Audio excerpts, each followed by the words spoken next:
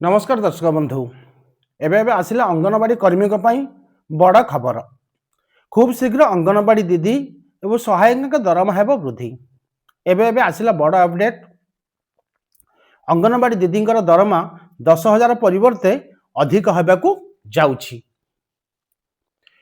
मोदीजी एक भाषण में से कहते आम देशर नारी शक्ति ए देशर मुख्य आधार।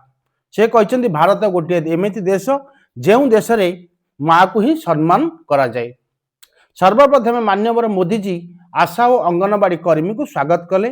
मोदीजी यह कहते जितेबाला कोरोना महामारी आसीथिला सेतेबाला आशा अंगनवाड़ी दीदींगर मुख्य भूमिका थिला। आमे समस्ते घरे थिबा बेले आशा अंगनवाड़ी कर्मी माने तांको प्राण को बाजी लगाई घरे घरे बुलुथिले। सेमाने घर घर बुली मेडिसिन बांटुथिले। सेथिपई आशा अंगनवाड़ी माँ भौणी खुशी खबर नहीं आछंती मिस्टर नरेंद्र मोदी। से मध्य कहते सेमानकर परिश्रमर फल एथिरे पूरा देश में 27 लाख आशा अंगनवाड़ी दीदी उपकृत हेबे। एणिकी केउ माँ भौणी पिलामानकर पाठ पढ़ा घरर खर्च अभाव रहिबो नाही। एही योजना राज्य सरकार और केंद्र सरकार मिलित भावे ग्रहण करिवे। मोदीजी यह मध्य कहिसंती प्रत्येक वर्ष महंगा को नहीं भत्ता मध्य बढ़िबो। ये सरकार केवल गरीब लोकंकर माँ भौणी सरकार। से कहते जदि आमर आशा अंगनवाड़ी माँ माने खुशी रहिबे तेबे आम देशर निश्चित रूप से आगकू जीव। अंगनवाड़ी माँ भौणी माने सरकार सांगरे प्रत्येक बेले देखा करुछंती आलोचना मध्य करुछंती। सरकार जो मोबाइल 5 वर्ष तले देइथिले ताहा एबे अचल होई पड़िछि। मान्यवर कमिशनर महोदय और मंत्री महोदय जो प्रतिश्रुति देइथिले ताहा आज पर्यंत पूरण कले नहीं। सेतिरे अंगनवाड़ी माँ भौणी उपरे कार्यभार मध्य लदी दिया जाउछि।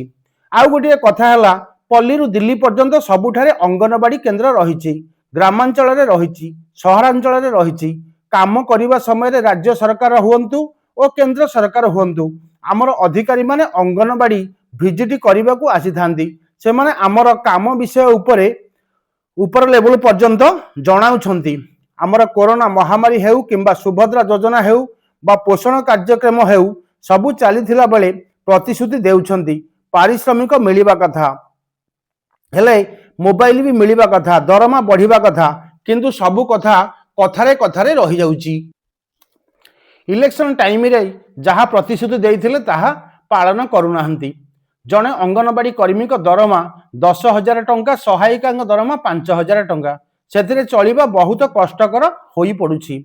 आजिकाली मार्केट जहा हेलानी सेतिरे पैसा सेही पैसा रे जने चलिबा असंभव। जेतेबेले कहिथिले प्रत्येक अंगनवाड़ी केन्द्र रे वाईफाई सिस्टम करिवे 5G मोबाइल प्रदान करिवे ताहा मध्य कले नाही। मोबाइल रिचार्ज करबा पे 350 टंका देबे बोली कहिथिले किंतु किछि कले नाही। प्रत्येक काम अंगनवाड़ी दीदी माने करूछंती।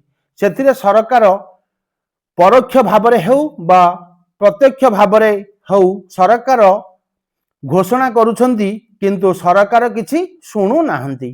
किंतु अंगनवाड़ी माँ माने बीएलओ काम और अंगनवाड़ी काम हेउ बा हेल्थ डिपार्टमेंट रा काम करि चलीछंती। प्रत्येक डिपार्टमेंट रा काम से माने करुछंती किंतु सरकार आज जाए नीरव अछंती। जो माँ मानक पई सहर ठारू आरंभ करी ग्रामीण पर्यंत स्वास्थ्य सुंदर हो परुछि।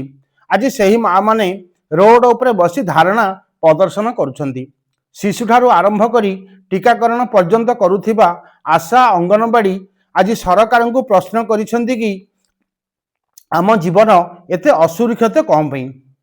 देशर प्रत्येक गाँ गाँ बुली एमाने पिला मानकर भविष्य आ गर्भवती महिला माननकु हॉस्पिटल को नेबा शिशु मानकर जत्न विषय रे समस्त को सचेतन कराइबा एमानकर मुख्य भूमिका।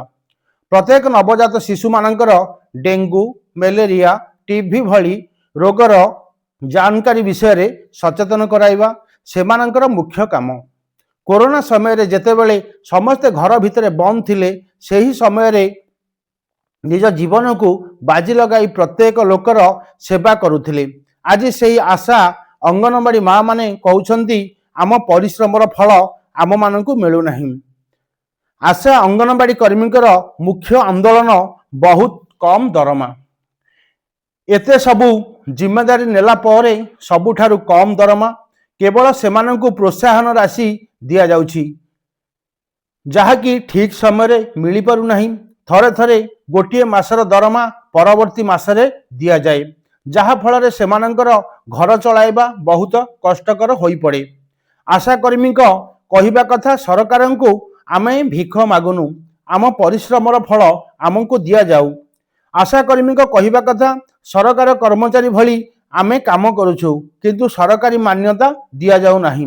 सरकार ना पेंशन ना ग्रेजुटी जदि जड़े आशा मा बीमार पड़ जाती सेमानंकर घर चलाइबा केते कष्टकर सी ही अनुभव करिथिबे।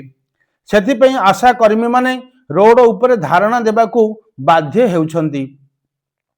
बिहार, उत्तर प्रदेश, राजस्थान, केरल प्रत्येक राज्य रे आशाकर्मी माने सरकार को प्रश्न करिसंती।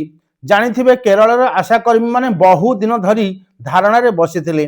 सेमाने कहिथिले सबुठारु कम दरमा दिया जाऊ किंतु सरकारी मान्यता दिया जाऊ जहा फल सेमानंकर जीवन सुखमय होई परिबो। सेमानंकु सरकार ठीक समय रे दरमा बीमा पेंशन लागू करंतु। सरकार आम मानकु स्वास्थ्य योद्धा कहउछंती किंतु ताहा प्रतिपालित करूनाहंती।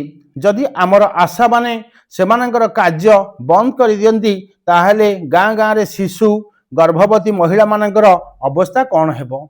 रहुची दर्शक बंधु, जदि आम भिडियोटी आपको संपूर्ण रूपे भल लगी ताले सब्सक्राइब एंड शेयर करिवे। जय जगन्नाथ।